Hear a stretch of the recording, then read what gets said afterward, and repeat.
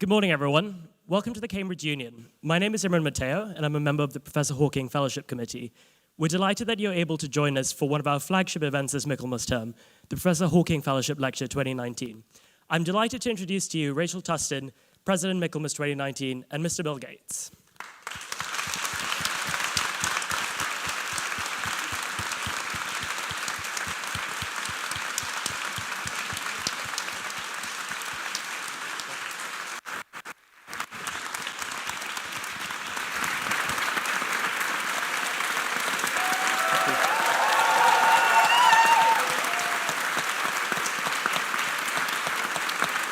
Hello, everyone.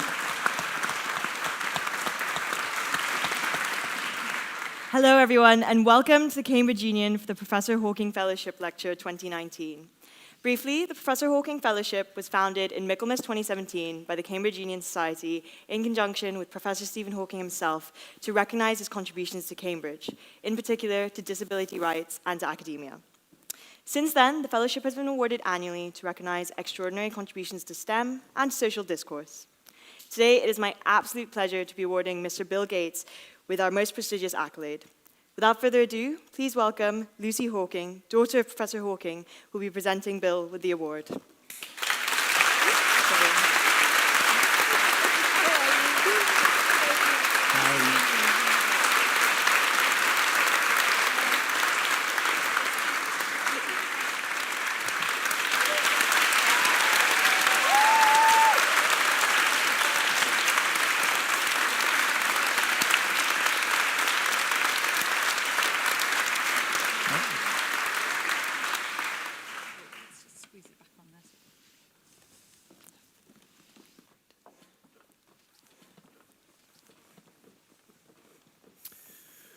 Well, thank you, Lucy, for that amazing award. I was lucky enough to have spent some time with your father over the years, and it is great that your family is backing this fellowship. It's a real honor to be this year's Hawking Fellow. I want to thank the selection committee, the Cambridge Union, and your entire family for this tremendous distinction. I first met Professor Hawking in 1997 when I was here to announce a research lab that Microsoft opened with Cambridge. We saw each other several times over the years, both here in Cambridge and in Seattle, for some particularly memorable dinners. I wish I could tell you something surprising about our conversations, but we mostly talked about physics. Trust me, if you're as interested in physics as I am, and you have an opportunity to talk to Professor Hawking about his work, you take it. He was as exceptional in person as you imagined he would be. He not only had a brilliant mind for physics, but he was also a remarkably gifted communicator. Hawking wanted the public to think about and engage with science. He devoted his career to making it accessible and interesting. He urged people to be curious, to learn the facts and ask questions. In fact, Hawking's last book was all about asking big questions. One of those questions was, can we predict the future? Today, I want to use this platform, created by Professor Hawking and his family, to try and answer a piece of that question. Can we predict the future? When it comes to the future of health, I believe the answer is yes, we can. Why do I think we can predict that part of the future? Because of three facts that explain how we got to where we are today. Fact number one, global health has seen dramatic improvements in recent decades. The country with the worst health outcomes today is better off than the best country a century ago. The world has seen remarkable drops in childhood mortality and amazing increases in life expectancy. I love this particular chart because it shows just how much progress we've made. Each line here shows how many millions of people died in each age group. And the youngest, 0 to 4, is at the top there, and then it goes on down with the very oldest, 95 plus, at the bottom. On the left, we've got what the death age chart looked like in 1990, and then on the right, the latest data, which is 2017. So look in particular at the top line on the left. In 1990, the age group with the highest mortality by far was kids under 5. So over 12 million kids under 5 died in that year. Now if we look at that same line over on the right for 2017, it's under 6 million. And so during this time period, we cut under 5 deaths more than in half. Now in 2017, the age group with the highest mortality is 80 to 84. And what we see is that more people in the world are living to see old age. But despite this rapid improvement, we still have gigantic inequities in health. Let's go and look at the global map of under 5 mortality today. What we see is that in the rich countries, less than 1% of children die before the age of 5. The global average is about 5%, but there in a number of places, particularly in Africa, we see places with greater than 10%, even greater than 15% mortality. These kids are dying from diseases that are preventable and treatable, like diarrhea. And that's because the breakthroughs that save lives in places like Cambridge and Seattle have been slow to reach all the children. That brings us to fact number 2. Improvements are made possible by innovation. When most people picture public health, they think of big medical breakthroughs, like when Salk developed the first polio vaccine. But innovation isn't just in new treatments. Sometimes the biggest impact comes from improved systems that allow us to reach more people. For example, the oral polio vaccine that pushed polio to the brink of extinction in recent years has been available since 1961. But for decades, it wasn't getting out to all the children in the world. That changed in 1988 with the creation of a new partnership called the Global Polio Eradication Initiative. GPEI, as it's known as, developed innovative strategies to reach every child with the vaccine and conducted disease surveillance to trace where the virus remained. Thanks to tireless efforts of partners and country governments, as well as massive volunteer efforts from Rotary International, GPEI has driven down polio cases by 99.9% globally. We still have that last 0.1%, which is in Pakistan and Afghanistan, but we're hopeful in the next 3 years we'll get to the magic number of 0. The innovations that help drive that polio progress are very advanced. When Melinda and I first started our global health work, we were stunned by how little was known about these diseases, and especially about the health situation in the poorest countries where the most children were dying. Today, the world's understanding is far deeper and far more precise.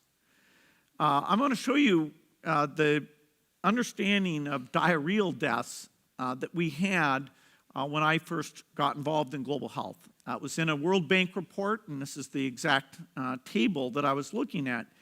And it really caught my eye that so many kids were dying of diarrhea and how little we knew about what caused it, how the burden existed in different countries. And so it doesn't really let you come up with a plan. You know, what tools should you use and where should you use them? Now today, the situation is far different. This shows us what we know about diarrhea today. And so here, it's broken down by individual countries, and it's broken down by exactly what causes the diarrheal death. So we can look at this chart and say that, okay, Chad has a huge problem with rotavirus, and so we need to get the vaccine into that country and get it out to all those kids. whereas in another country like Bangladesh, it may be more typhoid or cholera that we should focus on. So this chart is from an online database that's called the Global Burden of Disease, and it's an amazing resource for all the countries in the world, showing us the progression in health. And now, although it used to come out every 3 or 4 years, now it comes out every year. If you work in health, particularly global health, this is an invaluable tool.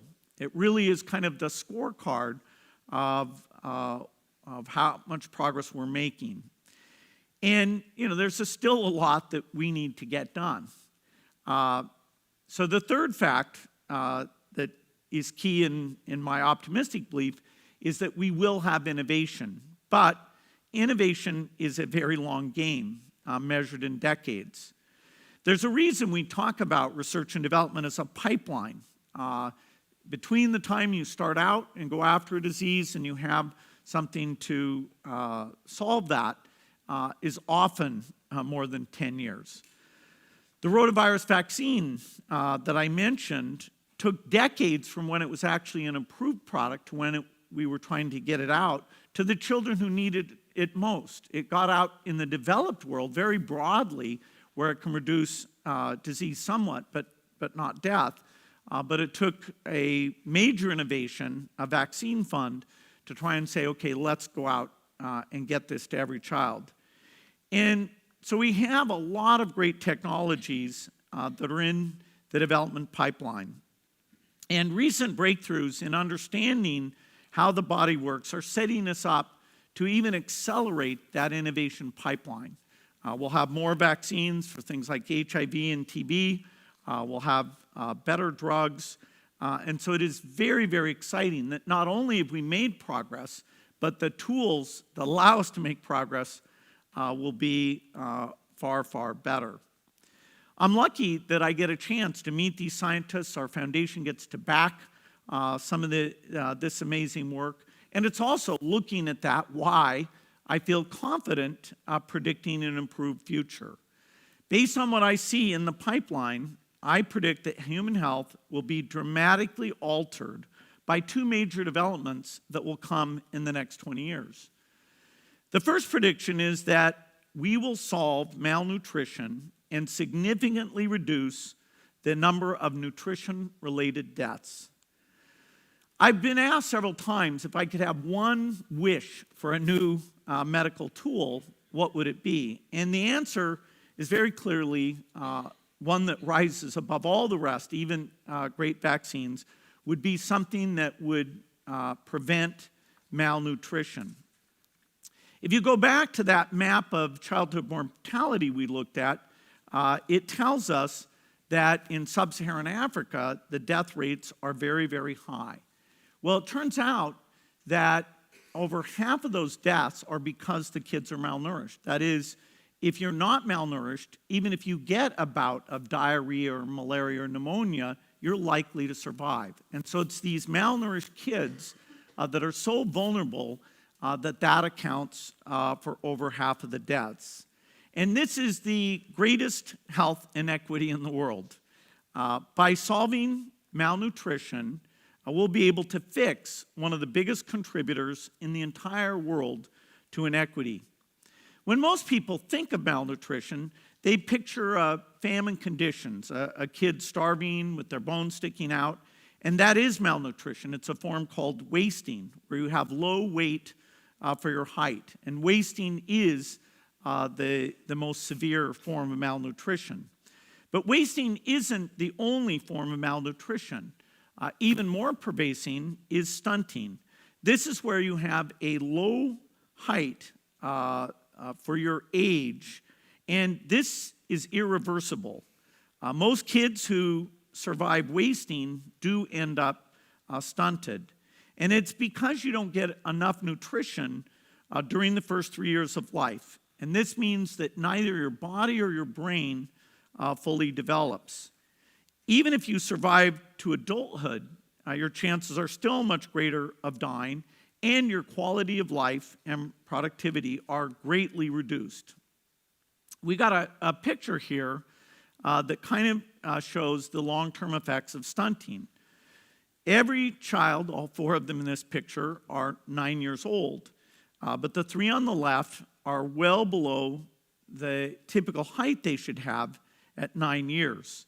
And this is what happens when they've missed out on the key window of growth, which are the first few years of life. You don't make it up later, even if food and highly nutritious, protein-rich food is available. And so it's no exaggeration to say that stunting is holding back entire nations.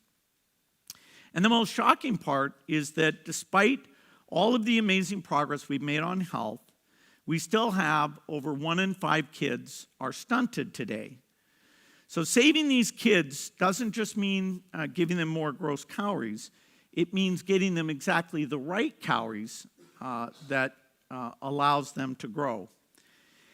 And this has been a mystery, exactly what's going wrong with various kids. Of course, when you eat, your body takes in energy, and that energy is used for powering the brain, fueling physical activity, supporting the immune system. And in your first few years of life, the energy that's left over then is available to go for growth, both of the brain, which is very energy intense, and your body. Infants need to double their weight in their first 6 months. But unless they have the right food, they won't achieve that, and then they're destined to be stunted. So in some cases, it is that there's just not enough food. But in many cases, it's because of micronutrients, vitamins or minerals, where if you only eat, say, one staple cereal crop, you won't get that variety.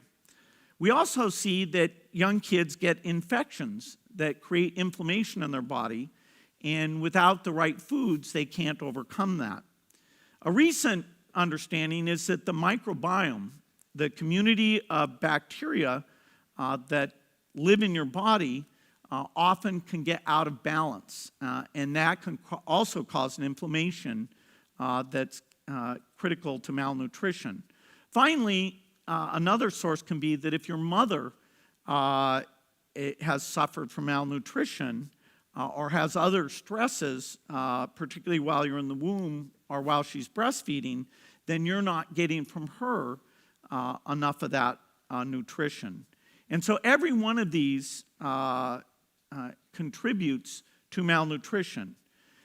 Now we know how to solve 3 of them. Micronutrient imbalances we can solve with fortified foods. Infections, if we detect them, we can get you the right medicines. And there's a lot of interventions about maternal health now in terms of getting them both supplementary nutrition and the vitamins that they need. But the one that has been a complete mystery to us is the role of the microbiome. Until sequencing became very inexpensive, we couldn't really see the microbiome. We couldn't understand it. It was completely opaque. And the deep understanding we are now finally gaining into the microbiome is why I predict we will be able to solve malnutrition. We all rely on that microbiome to function properly. We have more microbial cells living in our bodies than human cells. And these bacteria have a lot of functions. They protect us from infection. They're essential to digestion. There's many things your body itself can't break down. So in fact, the bacteria are called on to do that.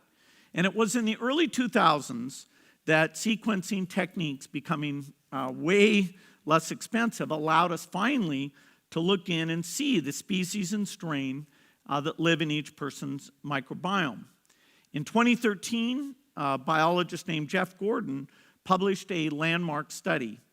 What he and his team did was study the microbiomes of infant twins in Malawi over the course of 3 years. And they were interested in twin pairs where one twin was growth faltering, was on their way to be stunted, and the other twin had normal growth. And these are 2 kids that have the same genetics, and they're eating exactly the same food. And so what the team did was they took these microbiomes, and they tried to understand, okay, what characterized the child who was stunting. They also took the microbiome of the twin that was growth faltering, and they put it into mice. And immediately, those mice had trouble absorbing nutrients and lost weight. And so this study showed for the first time that the microbiome is not just a byproduct of your health, but also is a key component of your nutritional health. And so it showed us that we should be able to fix malnutrition by changing the gut microbiome. We're still in the fairly early stages of this. There are trials out right now with various foods that can reestablish the appropriate balance, but it may take us over 10 years to understand exactly which of these species we want to encourage and how we restore that balance. We will be able to engineer interventions that correct the microbiome when it's out of whack. One of these interventions that people are using today are called probiotics. Now, probiotics are very broad spectrum. They contain quite a variety of things that aren't fully characterized. So we need now to be more scientific about what exactly goes into those. Another intervention that we're very excited about is complementary foods that are directed at your microbiota. That is, they're literally designed to encourage the good species of bacteria to grow in your gut. These microbiome-targeted therapies are still in early testing, but I believe we'll find a way to make them work, and they're inexpensive and easy delivery, so we should be able to make them widely available, and this will dramatically reduce stunting. That is as big a breakthrough as anything else we will do in health over the next 2 decades. Although I'm excited about this impact in the poor world, these basic insights we've gained about nutrition will also have huge benefits for the rich world. Over and undernutrition are 2 sides of the same coin. Figuring out how to improve one will also help us improve the other. Now that we're understanding how the gut gets messed up, we can figure out how to change it. And that's not only going to prevent malnutrition, but also help us with obesity and many other diseases. Asthma, allergies, and many immune system dysfunctions are triggered by imbalances in the microbiome. So by figuring out nutrition, which I believe we will, we'll save millions of lives and improve human health in a very broad way. So that brings me to my second prediction about global health, which is that during the next 20 years, we'll be able to shift our attention from just saving lives to improving lives. And this is a very significant change in how we think about healthcare. Think about the last time you went in for a checkup. The doctors mostly worried about your survival. Here in the UK or in the US, our heart health is a pretty safe bet. You might discuss factors like risk for Alzheimer's or cancer, and if there's warning signs, the doctor can engage you in preventative care. That's very different today in a poor country like Chad, which is actually the country with the highest percentage of preventable deaths. Here, there's no such thing as a regular checkup. You will spend your entire life without ever seeing a doctor. The most important intervention will be your nutrition and the vaccines that you get in early age. And so all that's going on there is trying to prevent you from getting a fatal disease. So in the rich world, we already have somewhat of a focus on keeping you healthy. Whereas in poor countries, it literally, given the limited resources and the difficulty of these diseases, we're just keeping people alive. And it's a big difference and another source of great inequity. But I believe over the next 2 decades, this will shift incredibly. And in fact, our ability to advise you on how to stay healthy will be much, much better in every country. We can track a transition in health by looking at the reduction of communicable diseases, infectious diseases, and maternal neonatal and other nutritional diseases. These are diseases that are entirely preventable. Again, our map here shows us that the countries in the deep red and orange, which have these preventable diseases, as over half of the deaths, these are the poor countries. And the transition should be quite complete over this 20-year period. It's a transition that Pakistan crossed in 1997. South Africa, because it has a large HIV and TB epidemic, only crossed it in 2016. And so all the countries in the world where the majority of deaths are from preventable causes are in Africa. But even in those countries, we will cross that threshold. The reason I'm willing to predict this is that not only will we have solved nutrition, we'll have many other great medical advances. I believe we'll also have virtually eliminated malaria by 2040. Many of the countries there in sub-Saharan Africa, a key reason why over 50% of the deaths are still the infectious deaths is because of malaria. For example, in Niger, it's responsible for 17% of all deaths at any age. For a long time, what we did with malaria was we provided treatment, and that made sense. It's a curable disease. People did wonder if we could get enough drugs out, or if we could get out a vaccine, could we do at least a local eradication? And as we've done the scientific modeling of this problem, we realize it's a very tough thing to do.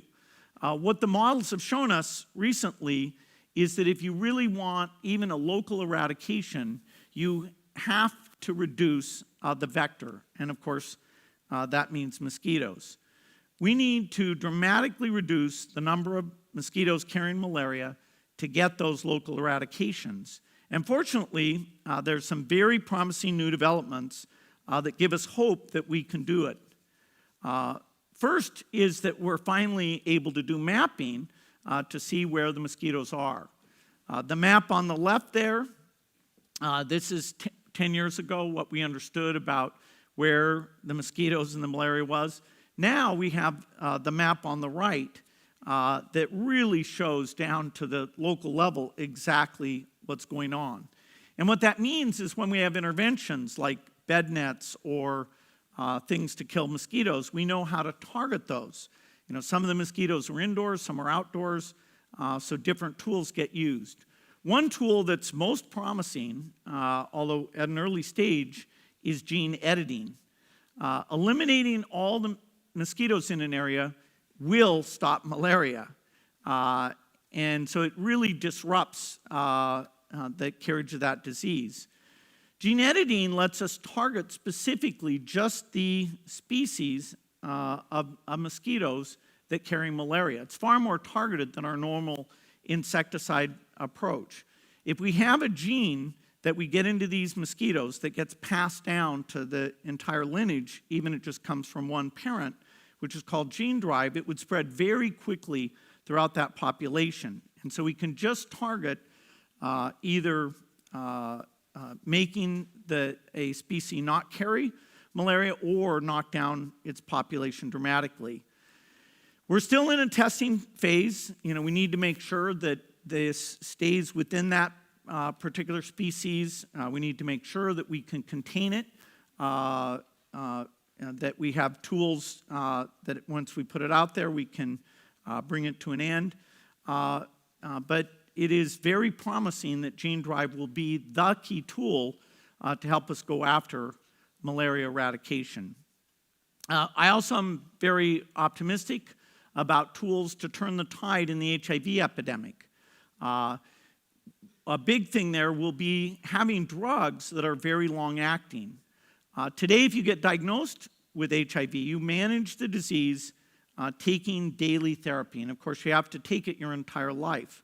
The United Kingdom has a lot of the great research that is very promising to give us new HIV tools. The British government is the second biggest funder after the US to the Global Fund that supports getting these medicines out to over 17 million people.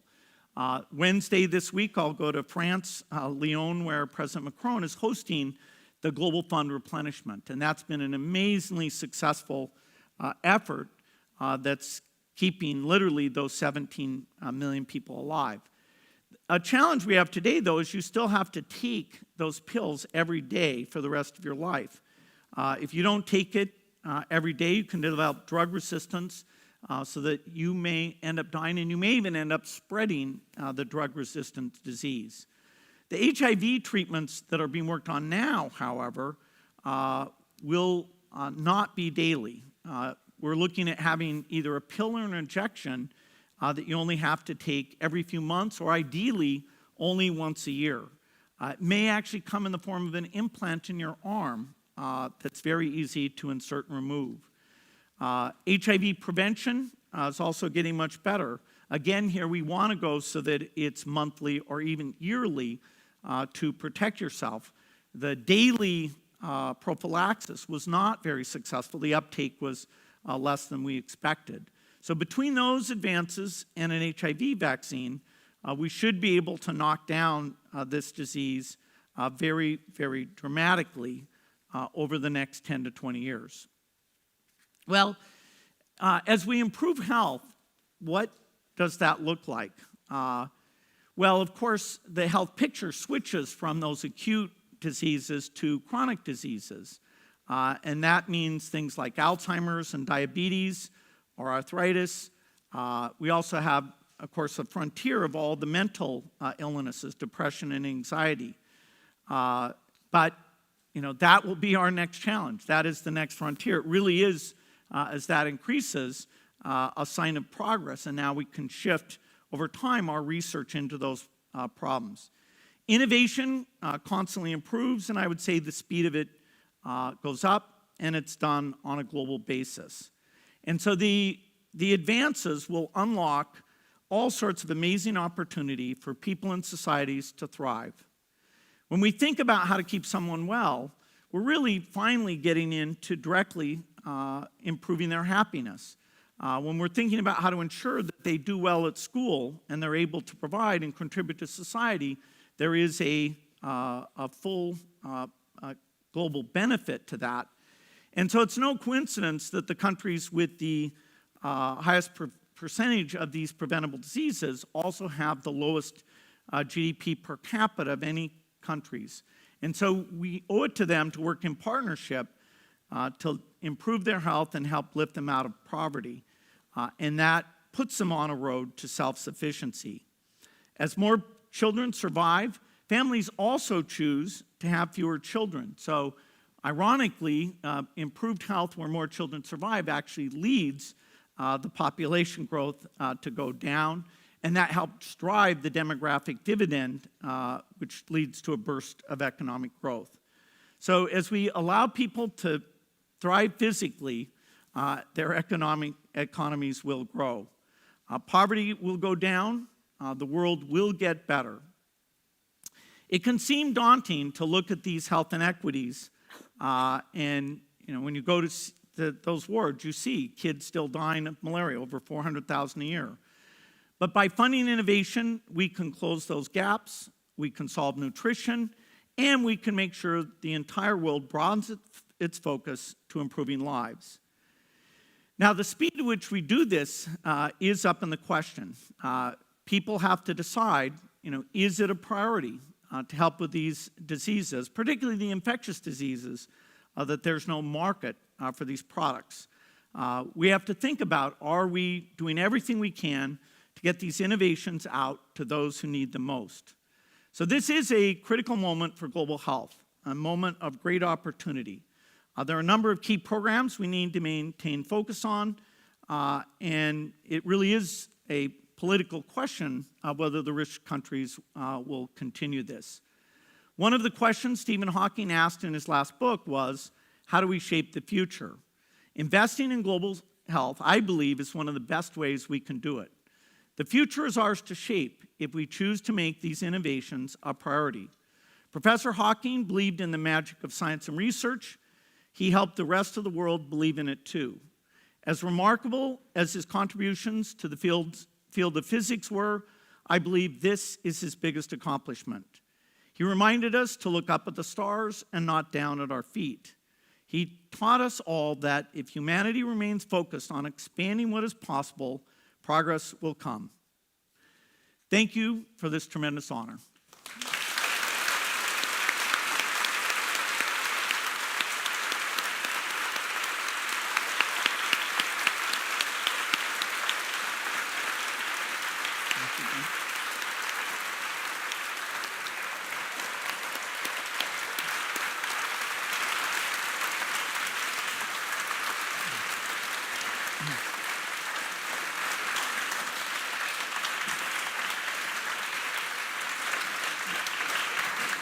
Okay, so thank you, Bill, for your lecture. As I said before, it's an absolute pleasure to have you here today, so thank you for making the journey over to Cambridge.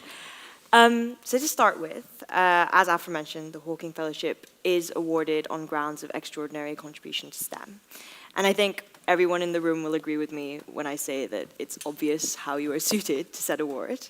But since your beginnings with Microsoft, you've gone beyond that since with your work with global health. So I guess the first question is, what motivated your move from tech to thinking about the world's toughest challenges? And how do you think that your beginnings in tech impact your approach to said challenges today? Yeah, there's no doubt my experience at Microsoft made me believe in innovation and the idea of backing engineers or scientists over long periods of time to take on very tough problems.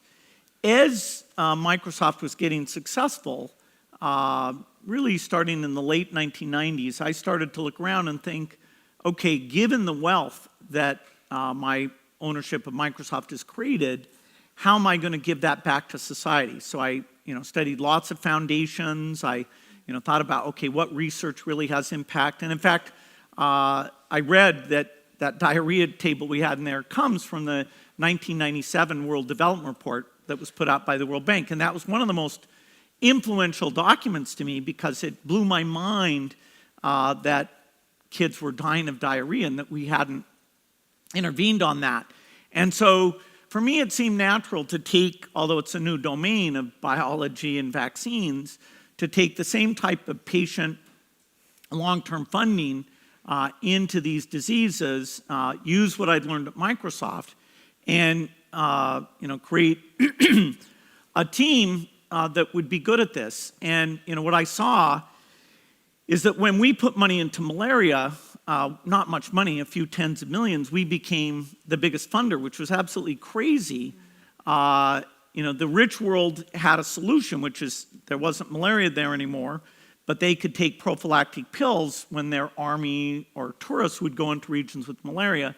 But that didn't work for the people who lived in those regions. The drugs were too expensive. If you tried to use them that way, you'd get drug resistance. And so, although I was kind of shocked that so few resources were going in to these health issues, it did become an opportunity for my wife and I to take the money, build up a team, work with the generous governments, including the US and the UK, and have an agenda to go really make a difference there. So, I did need to learn some new things about delivery in African countries, but the idea of building teams and being patient, that really did come from what had been so successful at Microsoft. That's really interesting, and I feel like your sort of respect almost for innovative approaches comes through a lot, especially in your documentary. And I guess kind of following on from that is you have this reputation for relentless optimism, and I think through his lecture you can kind of see that optimism is supported by data, especially in regards to global health. But you yourself have said on multiple occasions that progress is possible but not inevitable. And I guess on the flip side of your optimism, are there any challenges that you fear could impede the progress that you envision? And in particular, what I find interesting is, do you think any of those challenges could come from tech in particular? Well, certainly one thing that's strange is that the awareness of the progress that has been made is actually very low. Hans Rosling, who worked in this field his whole life, who was greatly articulate about what went on in global health. He had a book called Factfulness, but that stemmed from the idea that as he would go out, even speak to fairly sophisticated audiences, the number that understood what was going on with childhood death, what we'd solved, the problems that remain, were very, very few. And so there's kind of a cynicism that, hey, Africa's always been poor, won't always be poor. You know, the governments there aren't doing much, even though things like literacy and child survival and education have gone up very dramatically. It still lags, and you know, we need to focus more of our generosity and attention on that. So the lack of awareness in some ways make people think the current system isn't working, you know, allows them to play around with saying, okay, you know, let's do things radically different, or even lose focus on all of this progress. I will say today, there are trends where people want to turn inward, where supporting other countries, feels like, should that be a priority or not? And that would be a huge setback to this work. If we're not funding these HIV medicines, as we have more, the population growth in Africa is still fairly high.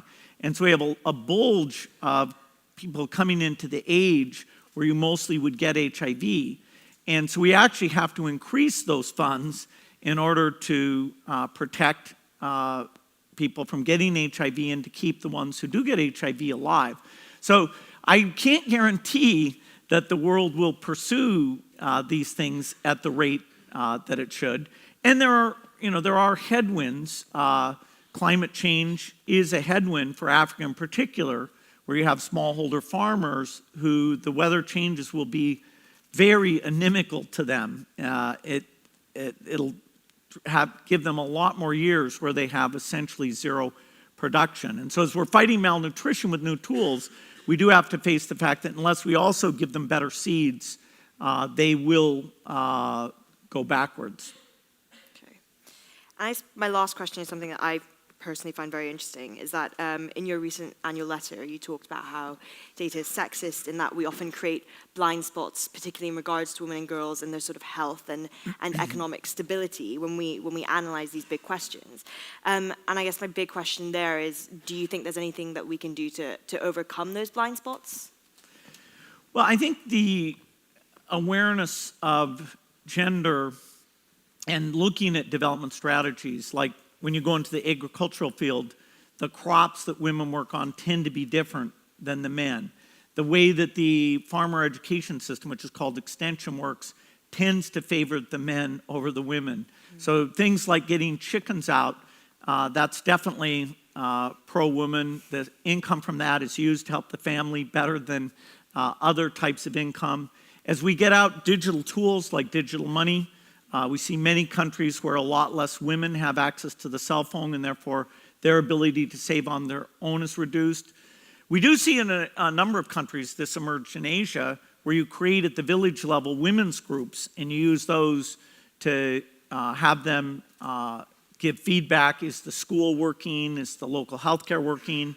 Educate them about good practices in terms of seeking healthcare, getting vaccination for their kids.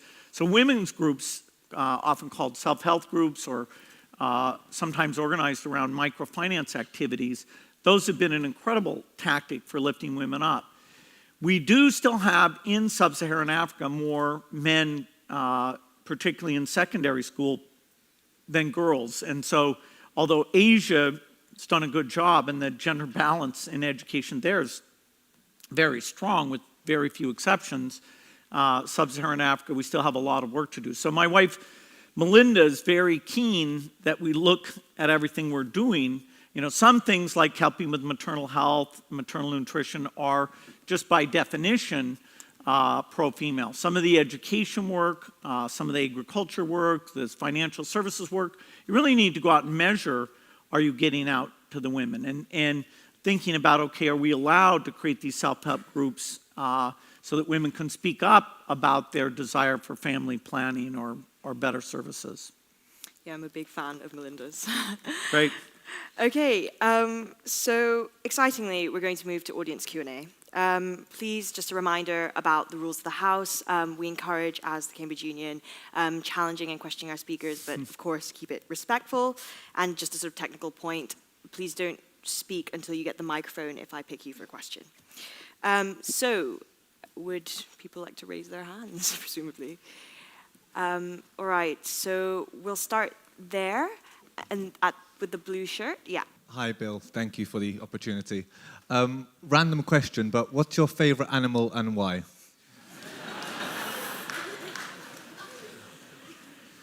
Well, I guess if I think about poor people, they benefit immensely by having, cows or chickens. Maybe I'll say chicken. Now, I admit, in our household, we don't have any chickens. We have a dog because our kids want to have a dog. It's not very utilitarian, but it is a joy to have around. Hi, my name is Victoria Ideji, second year geography student at Queen's College. So with the brand new academic term starting, my question is, what advice would you give to your 20-year-old self if you could relive your youth again? Well, certainly, when I was young, I wasn't very good at socializing. So I was worried about that. I might try and reassure myself a little bit about that, but you have to be careful. Sort of the uncertainty I had sort of drove me, to think, okay, well, at least I can be good at academics. I'm good at taking tests, so at least I'll be the guy who's good at tests. And maybe somebody will talk to me because I'm the sort of math science guy. That was kind of tricky when I went to Harvard because I was in a class where there were 80 of us who, our personal positioning, all 80 of us were, I'm the best math person from my school. So there were 79 frauds there, and one person who told the truth. So I had to come up with a slightly different set of activities. Later in my career, I learned that just pure IQ didn't make people suitable for different management positions, that IQ was not as fungible as I thought it was. Later I learned that not working with the U.S. government, not explaining what we were doing there, probably meant that the Department of Justice lawsuit against Microsoft was more painful. If I'd anticipated some of those problems, I could have done a lot better. But, my life has worked out well in terms of, kids, amazing wife, fun work. So I'd be, it's a little dangerous to go back and change anything because it might not work out quite as well as it did. Hi. I'm a PhD student in anthropology, and what me and my colleagues see around the world is that kids are being taken away from their parents and sent into boarding schools for education, and they can almost never see their parents.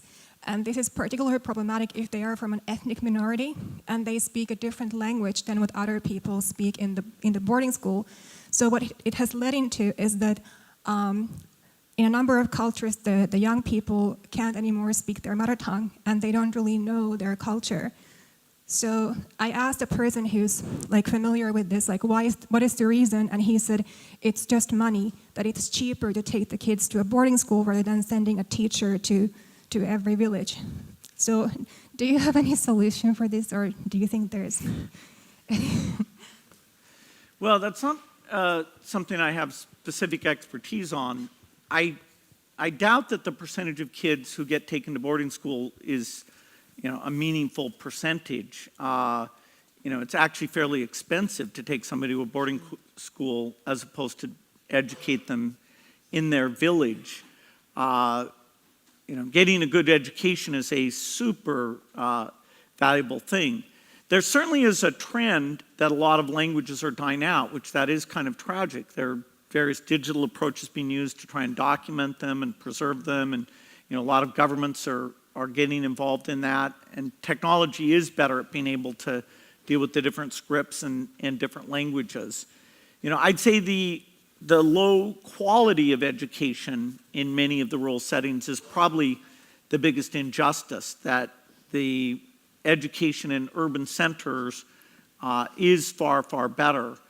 And unlike in healthcare, where you do have very poor countries actually that do a super good job on primary healthcare, in education, there are not many poor countries who do a good job on education. There are some negative outliers that do even worse than you'd predict based on their income. But the positive outliers like Vietnam are actually quite rare.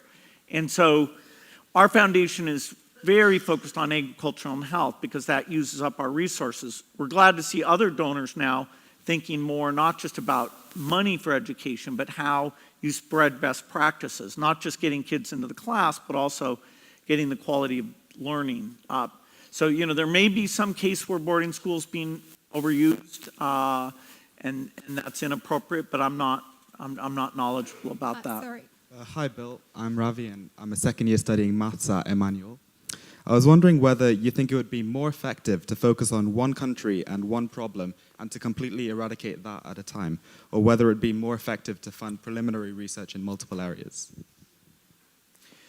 Yeah, our foundation within health, along with all the partners, including the aid agencies of countries like the UK and the US, we do work very broadly. As a country gets better off, they graduate from being an aid recipient. And so over the next decade, there's a few big Asian countries like India, Indonesia, and Vietnam that actually have done a pretty good job in improving health and in growing their economy, so they have domestic resources to take care of things like buying vaccines and funding the primary health care. And so the number of countries left in Asia, like Afghanistan, Bangladesh a bit, Pakistan, Yemen, will be actually a lot less. And so the dollars, a lot of those will shift in to help some very challenging countries in Africa, including Somalia, Democratic Republic of Congo. We are organized where we have disease groups. And so, for example, in our malaria group, there is the trade-off that you mentioned where we want to both reduce the malaria map and so have some countries where we get to zero, but in parallel, we want to reduce the number of malaria cases. And we need to make sure we're balancing between those two things the right way. Most of the deaths, like 90% of the deaths, are in sub-Saharan Africa. And sadly, they're fairly concentrated. So the two, Nigeria and Democratic Republic of Congo, where the most deaths are. So we do kind of pursue both in parallel.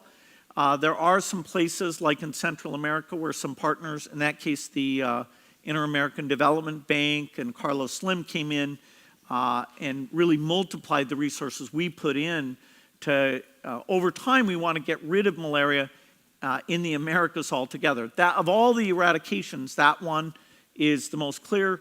We also want to get rid of it in Southeast Asia because although the cases are fairly modest, that's where we have drug resistance. And although it's not totally understood why, all the malaria drug resistance has actually come out of Southeast Asia. So when chloroquine resistance showed up, it came from there. Now, our current drug of choice is called artemisinin, and we do that in combination with other drugs, so-called ACT, artemisinin combination therapy. And so we're working with local governments like China and Australia to try to get to zero in that Southeast Asia region because it would be great for them, but also that means that artemisinin resistance would be less likely to spread across through India and get to Africa because we don't quite yet have the next generation of drugs ready. If it's 5 years from now, we probably will have those drugs ready, but in any case, it will be a lot of trouble, so that's definitely a priority. Go for you in the balcony. Thank you very much. You mentioned that your commitment to community service kind of grew after Microsoft started to be successful. So my question is, at the start of your career, would you focus more on building wealth and success for yourself and then looking to community service, or would you try and balance both your kind of civic activities and building success at the same time? Yeah, that's a super good question. And people are going to have different paths. In my case, my parents exposed me to the idea of volunteering in the community, being politically active, helping out on the school board, Planned Parenthood, a variety of organizations, including some voter education efforts in the community. And so this idea that, okay, that's an appropriate thing to do, over time I'll do that, that was sort of part of my upbringing. In my 20s, I was pretty maniacally focused just on Microsoft. Even what was going on, like, proving the four-color theorem or, quantum gravity, I wasn't trying to keep track of those things. It was sort of day and night Microsoft. We did some community service things because it helped bring the company together. We funded United Way, which is a US-based social service organization. But it was really not until I was in my 40s and Microsoft was quite successful, and also Melinda was having a positive influence, that I really started to look at, okay, what's going on with deaths around the world? If you think of inequity in various ways, and so that was my period of education. I don't know that I would recommend that necessarily. There are people like Mark Zuckerberg who, at a much younger age than I did, he now in his early 30s, together with his wife Priscilla, through what they call the Chan Zuckerberg Initiative, are doing lots of great philanthropy. And, so getting people to start young and get on the learning curve is very helpful. In my case, we started in the late 90s, and so I'd had about 10 years of experience before in 2008, I shifted from being full-time at Microsoft to being full-time at the foundation. And so we'd made a lot of mistakes. We'd been able to learn a lot so that in 2008, we could charge ahead. And then Warren Buffett very generously increased the number of resources we've had so we could be even more ambitious. I do think even if you're not giving a lot of money to a cause, knowing about some causes, ideally one that's local in your country and one that's in a poor country, volunteering your time, volunteering your political voice, even in your 20s, even though I did not fully do that, I think that's a great thing. And so then as you have success, you're able then maybe to bring some resources and additional time as well. Also a lot of companies, whatever your career is, if it's a pharmaceutical company or a food company, there's lots that you can do to advocate for the particular skills of that company to be brought to help out with various inequities. So, I think going after all those things in parallel is ideal. Okay, so I'm afraid with that we've run out of time. A couple of thank yous before we leave. Thank you to the stewards who helped out today. You guys have done an awesome job. Thank you obviously to Bill, our now 2019 Hawking Fellow, for coming. And thank you everyone in the audience for coming to this event. Thank you.